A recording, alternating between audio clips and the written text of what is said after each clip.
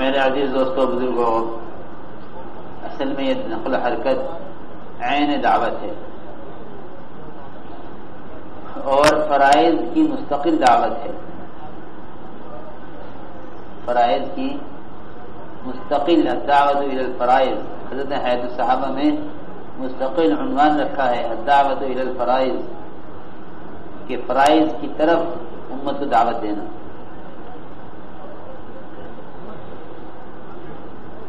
تو یہ فرائض کی دعوت فرائض کے ساتھ ہے. ہر فریضے کو دعوت کی نقل و حرکت سے زندہ کرنا ہے. اس لیے اللہ کے راستے میں روزہ رکھنے کے فضائل بیان کیے گئے. اللہ کے راستے میں روزہ رکھنے کے فضائل اور فرض روزوں کے زمانے میں اللہ کے راستے میں نکلنے کے فضائل. اس طرح دعوت اور عبادت کو جمع کیا گیا ہے. دعوت اور عبادت کو جمع کیا گیا ہے. اگر دعوت عبادت کو جمع نہ کیا گیا اور عبادات کی وجہ سے نقل و حرکت میں کمی آئی تو دین امت کے ایک طبقے کے درمیان محدود ہو کر رہ جائے گا. ہم چاہتے ہیں کہ دعوت کے ذریعے علم اور ذکر اور عبادات اور اخلاق، یہ ساری چیزیں نقل و حرکت کے ذریعے امت کے ہر فرد میں زندہ ہو. اگر اس نقل و حرکت سے ہمارا مزاج خلوت کا اور عزلت کا بنا تو ہم فرماتے تھے کہ ماحول کا بگاڑ افراد کے دین کو بھی باقی نہ چھوڑے گا.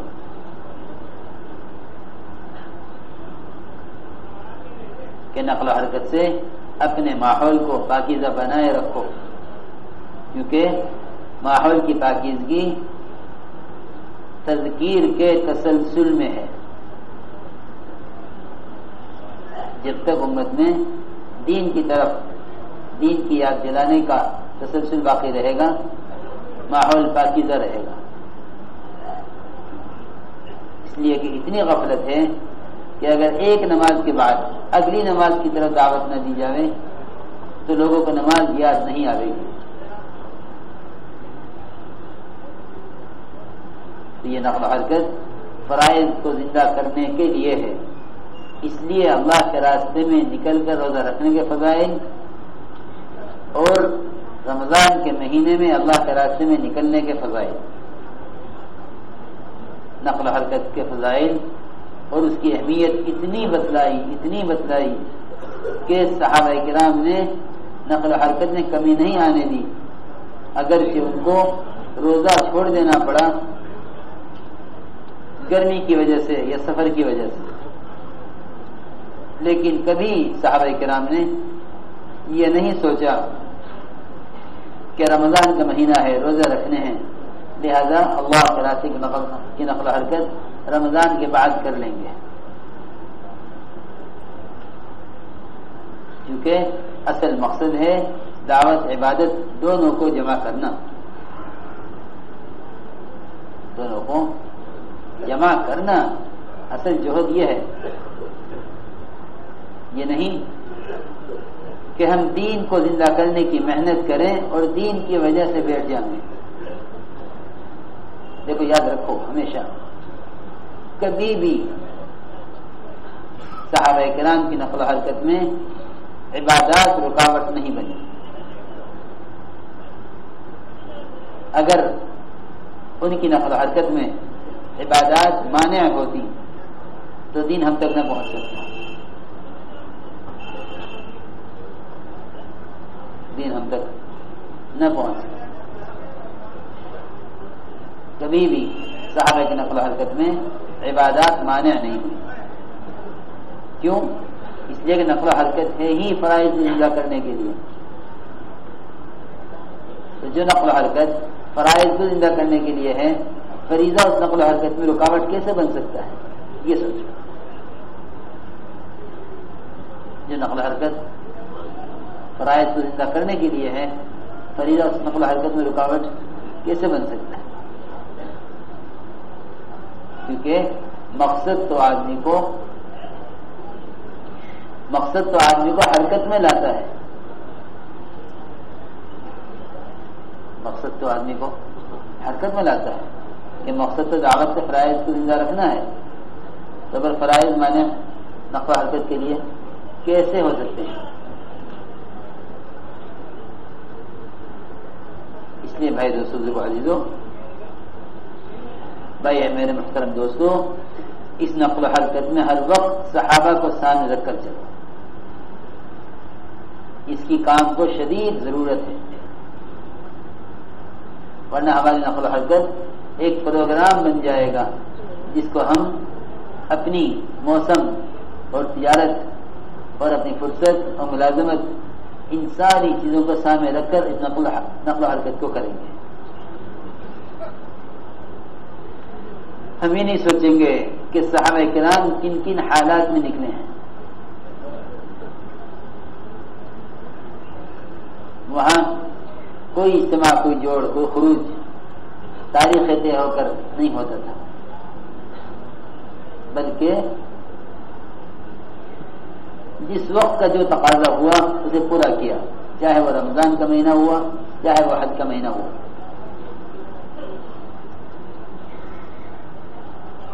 کیونکہ فرائض کو زندہ کرنے کے لیے محنت ہے، تو فرائض اس محنت میں مانع نہیں ہو سکتے. بس مجھے عرض کرنا ہے کہ اس نقل و حرکت کے ساتھ عزلت کا مزاج نہ بنے، خلوت کا مزاج نہ بنے.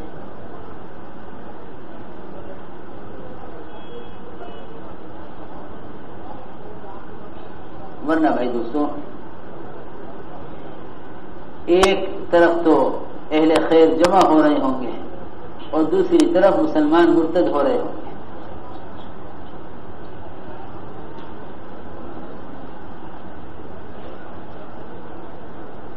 ایک تو اہل خیر جمع ہو رہے ہوں گے اور ایک طرف مسلمان مرتد ہو رہے ہوں گے.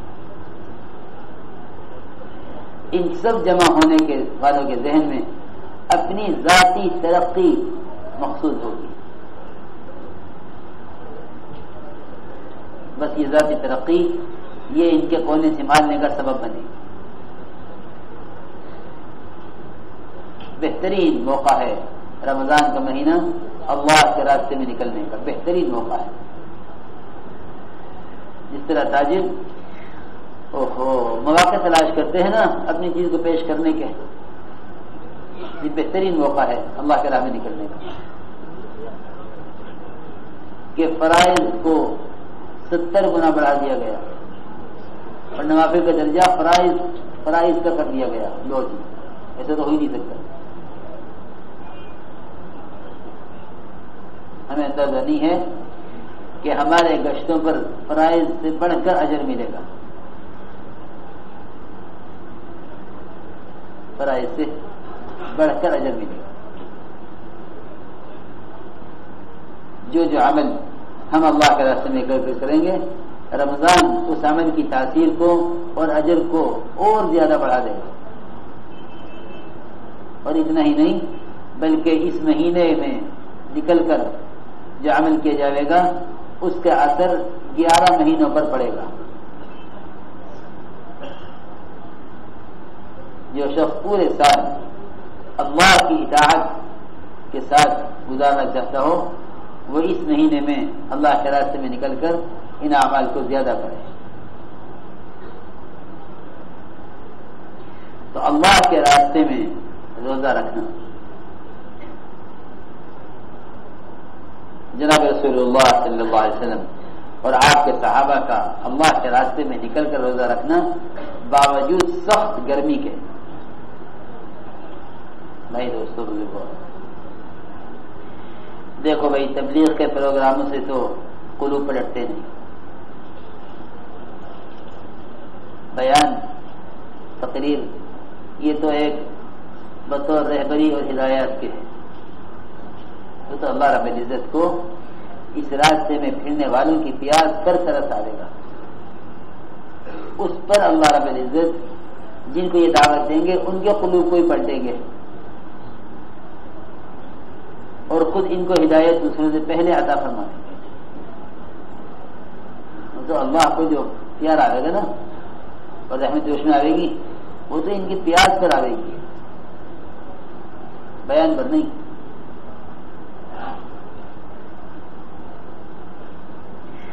جب بھی اس راستے میں کوئی ناگواری پیش آیا کرے فوراً اس ناگواری کو صحابہ کی تکالیف میں تلاش کیا کرو. بس یہی استقامت کا راز ہے کہ جو بات مجھے پیش آئی ہے یہ کون سے صحابی کو کہاں پیش آئی.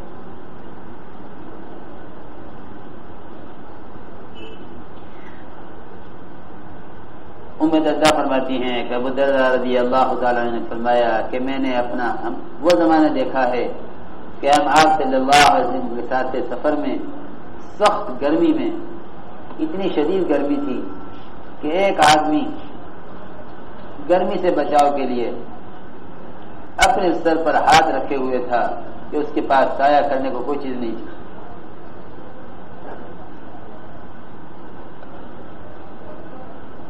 اور ہم میں سے کسی کا روزہ نہیں تھا سوائے حضور اکرم صلی اللہ علیہ وسلم اور عبداللہ بن رواحہ رضی اللہ تعالیٰ.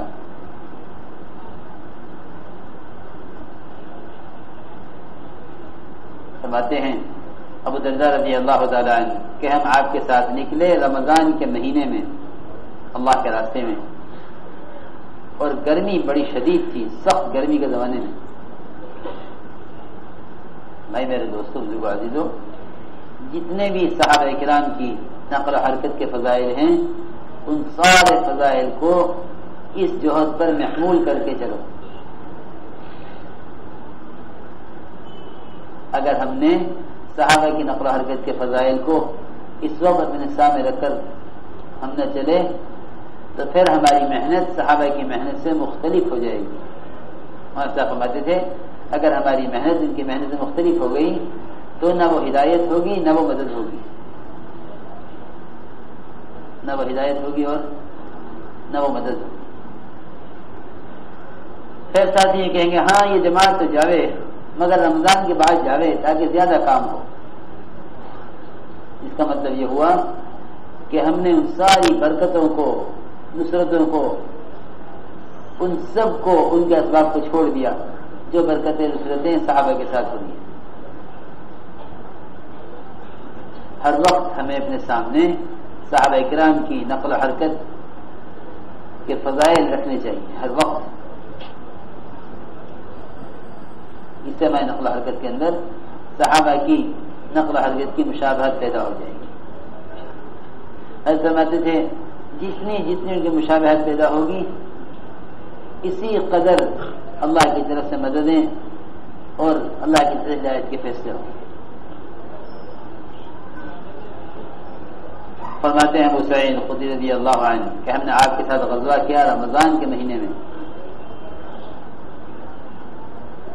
ہم میں روزے دار بھی تھے اور ہم میں وہ بھی تھے جنہوں نے روزہ نہیں رکھا.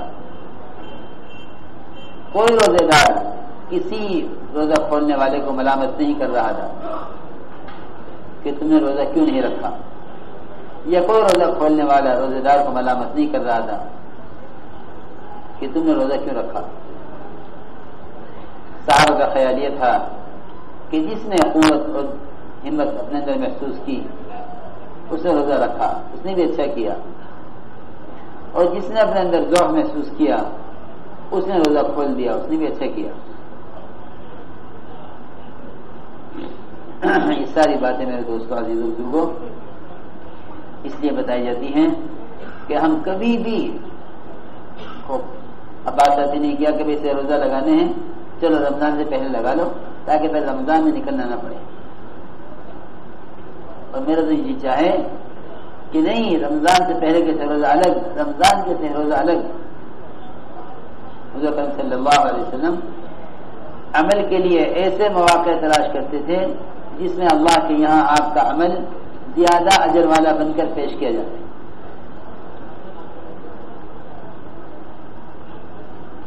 وہی رمضان سے پہلے کیسے روزہ اب اگلے سے روزہ کب لگیں کہ نہیں، کوشش کرو رمضان میں ہی 2 سے روزہ لگ جائیں۔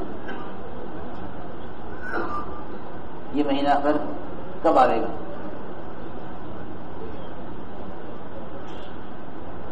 ساتھی پوچھتے ہیں ہم اپنی سے روزہ کا کیا کریں رمضان میں؟ تراویح پڑھنی ہے۔ ہائے ہائے، ہم تراویح کو زندہ کرنے کے لیے سے روزہ میں نکال رہے ہیں۔ اللہ کے راستے میں تراویح پڑھے گا، مقام کی تراویح سے کہیں زیادہ اجر ملے گا، کوئی مقابلہ ہی نہیں ہے اس کا، اس سے کوئی مقابلہ ہی نہیں ہے۔ الیاس صاحب رحمۃ اللہ فرماتے تھے جو ذکر تم گھر میں یا خانقاہ میں بیٹھ کے کرو گے اس سے زیادہ مؤثر اور اجر دلواوے گا اللہ کے راستے میں نکل کر ذکر کرنا۔ جو ذکر تم نے گھر میں بیٹھ کے یا خانقاہ میں بیٹھ کے کرو گے اس سے زیادہ اجر ملے گا اللہ کے راستے میں نکل کر ذکر کرنا۔ میرے بالکل سمجھ نہیں آتا کہ رمضان کو بیٹھنے کا مہینہ کیوں سمجھ لیا؟ مجھے تو یہ دل چاہے کہ ہم سب کے سب نکلنے کے لیے رمضان کے ایسے منتظر ہوں جیسے کوئی کسی محبوب چیز کا منتظر ہو، جیسے سارے تاجر منتظر ہوتے ہیں نا کہ سیزن آ رہا، سیزن آ رہا،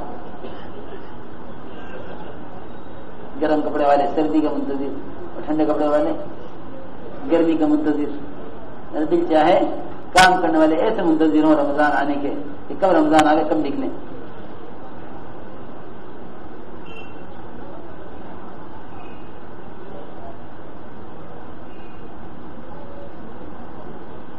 فرماتے ہیں عبداللہ بن عمر رضی اللہ عنہما کہ عبداللہ بن مخرمہ کے پاس آیا یوم یمامہ میں، وہ زمین پر پڑے ہوئے تھے، میں ان کے پاس آ کر کھڑا ہوا، انہوں نے کہا اے عبداللہ بن عمر کیا روزے داروں نے افطار کر لیا؟ میں نے کہا جی ہاں افطار کر لیا ہے۔ فرمایا لا، اس ڈھال کے اندر پانی بھر رہا حوض میں سے تاکہ میں بھی افطار کر لوں۔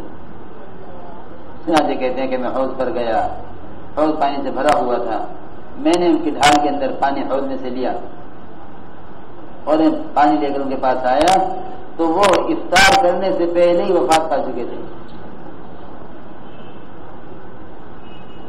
افطار کرنے سے پہلے ہی وفات پا چکے تھے۔